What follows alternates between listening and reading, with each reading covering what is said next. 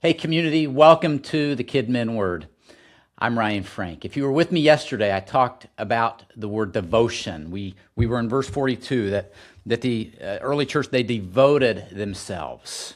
And devotion is what takes just an ordinary group of people and really turns them into a community, a family.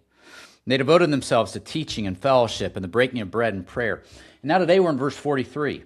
It says that awe came upon every soul, and many wonders and signs were being done through the apostles. Awe. A-W-E.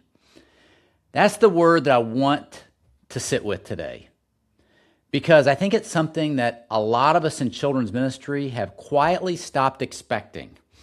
Let me tell you a story about a children's ministry leader that I met this past year at the Kids Matter conference. His name's Marcus. He is a children's ministry leader, children's pastor at a church in Tennessee, a mid-sized church, maybe 80 or 100 kids on a good Sunday. And he told me about a moment a few months back, or a few months prior to the conference, that he still could not fully explain. They were just doing a normal service, nothing special on the calendar, no big series kickoff, no guest entertainer, just a regular Sunday.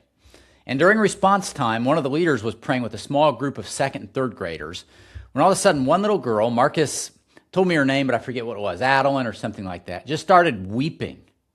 Not upset crying, something else. And she told her leader, I feel like God is right here. And within about 2 minutes, half of the room were crying too. All these kids. No one hyped it up, no fog machine, no worship music playing in the background.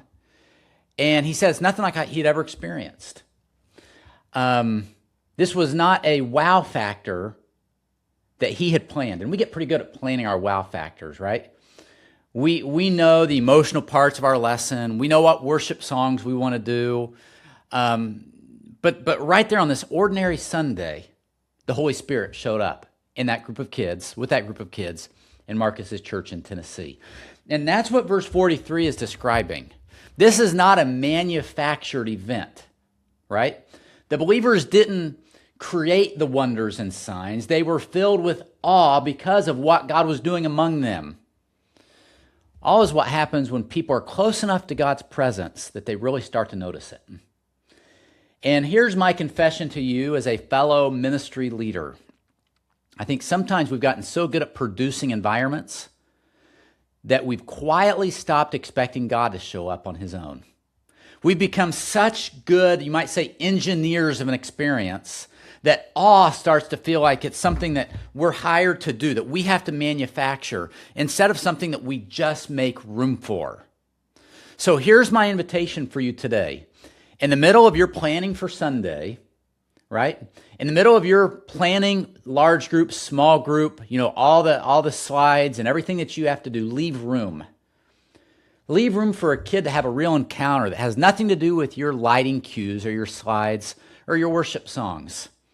And by the way, leave room in your own heart too, to be surprised by God. Even after years of leading kids ministry, be open to that, because all isn't just for the kids in your room, it's for you. The leader who has led 150 worship songs, right, and can go numb by the miracle of it all. Let's go back to Marcus. He told me that Sunday changed how he leads now. He still plans great environments and curriculum.